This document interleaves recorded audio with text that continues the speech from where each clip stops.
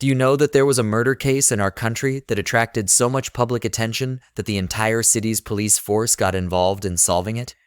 Today's story is about such a case, where the investigation to solve the murder led the police to do things that made this case one of the best investigations in the country. However, by the end, it was also considered one of the worst investigations. Today, I'm talking about the Kavita Raina case. This story begins in Indore, a city in Madhya Pradesh. Indore is known as one of the cleanest cities in India, and some people refer to it as Mini Mumbai. In a place called Mitra Bandhu Nagar in Indore, there lived a family of 5, Sanjay Raina, his wife Kavita Raina, and their 2 children. Sanjay's mother also lived with them, although she stayed mostly in her room. The year was 2015. Sanjay worked as an area sales manager for a pharmaceutical company. His mother and wife stayed at home, while their 2 children went to school. Their daughter, Yashasvi, had just started school and was 6 years old. Every morning at 7 a.m., she would go to school and return home around 1:30 p.m. Kavita would usually go to the bus stop to pick her daughter up from school on her scooter. The bus stop wasn't far from their home, so Kavita would go without her mobile phone. On August 24th, 2015, like every day, Kavita left home at 1:10 p.m. to pick up her daughter. She had also given some clothes to a boutique to get stitched, and they were supposed to be delivered that day.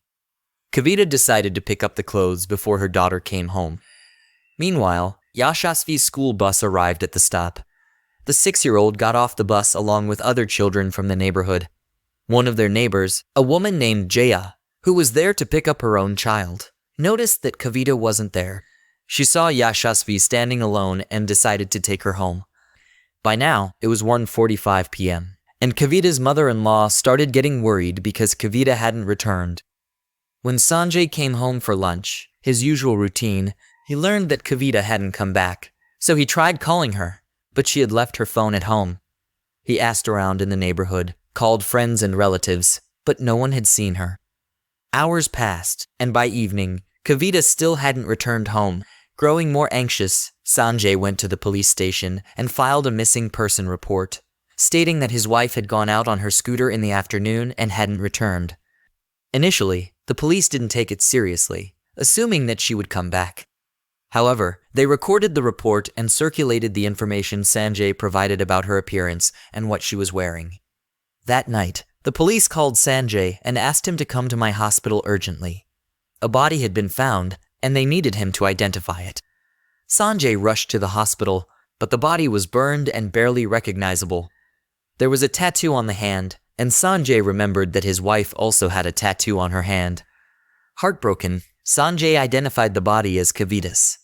The next morning, the police handed over the belongings found with the body to the family. However, upon examining them, the family realized they didn't belong to Kavita.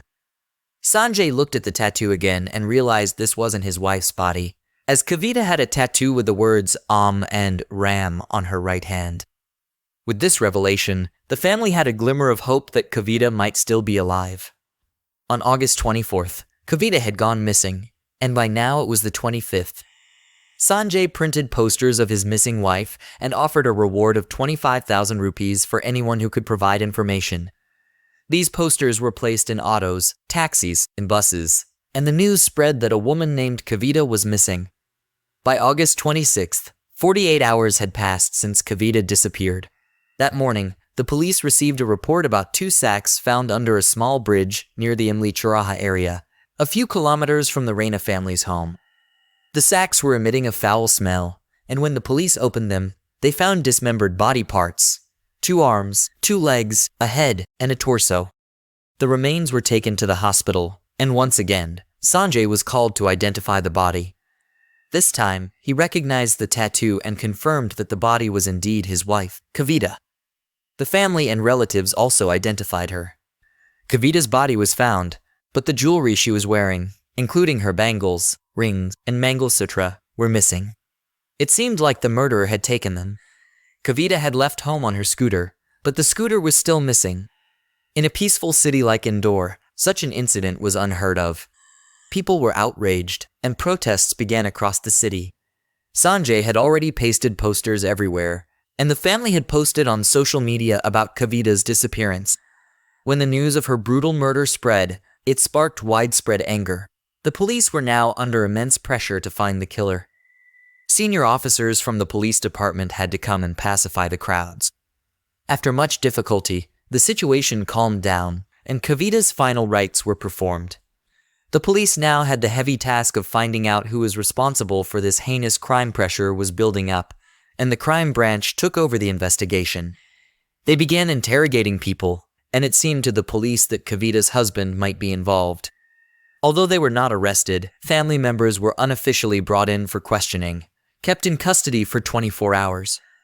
Among those interrogated were Sanjay Raina and his mother. Meanwhile, this case was becoming breaking news in the media, and rumors started to spread that Kavita's husband and his family were responsible for her condition. The family members who had previously supported them began to change their minds, believing they were the killers. The interrogation of her husband and his family continued around the clock. One day, Sanjay Raina took his 2 children to the dig office and asked, "Instead of arresting the real killer, why are you suspecting us? We are already suffering. Please, do whatever it takes, but find my wife's murderer." Despite the constant questioning, the police found no evidence linking the family to the crime. This news also made it to the media, and public sympathy for the family grew once again. The public began to criticize the police for accusing an innocent family that had already lost one of its members. With no solid evidence, the police started to realize that their approach wasn't working. In response, the entire police force of the city was assigned to the case, with 70 to 80 officers working in different teams. The first team, consisting of constables to digs, focused on telecommunications and technical aspects, examining call details, CCTV footage, and Kavita's phone contacts. The second team handled forensic and scientific evidence, such as fingerprints. The third team recreated the crime scene, tracing Kavita's movements on her scooter to understand what might have happened. The fourth team analyzed and verified all the information gathered by the other teams, interrogating any suspicious individuals. Kavita's husband, Sanjay Raina, mentioned that on August 24th, she had gone to a boutique to pick up clothes she had given for stitching. The boutique belonged to a man named Mahesh Bairagi and his wife Meena. The police began suspecting the couple and investigated their background. Meena, being a simple housewife, was quickly cleared, but suspicion lingered around Mahesh. He was repeatedly interrogated for 22 days, along with his friend Tikam Chand Devda, who owned a flat where Mahesh frequently visited. Though no evidence was found, Mahesh's past raised red flags.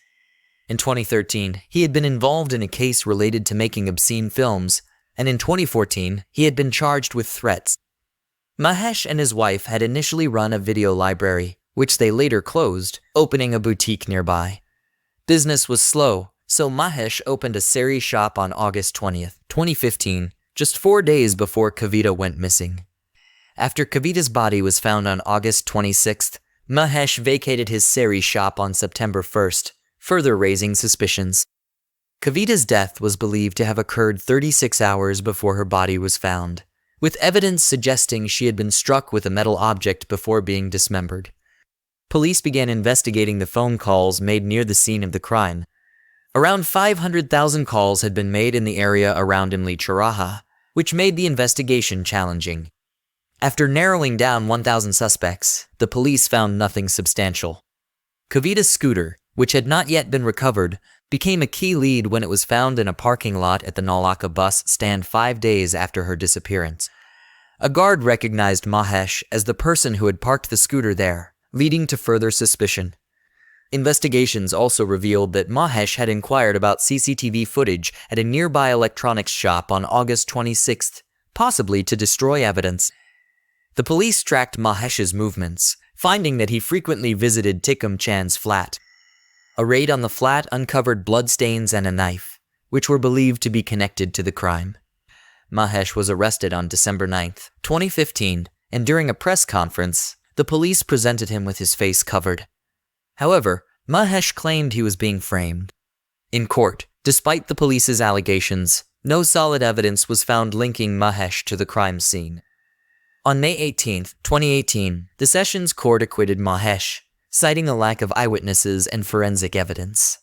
Mahesh spent 3 years in jail but was eventually released. His family had also suffered during this period, but they always believed in his innocence. Although Mahesh expressed sympathy for Kavita's family and hoped the real killer would be caught, the public's view shifted. People started doubting Kavita's family, and they became isolated, with no one visiting them anymore. Let's end the story here. Do share your thoughts in the comments, like and share this video, and subscribe to our channel for more updates. See you in the next video.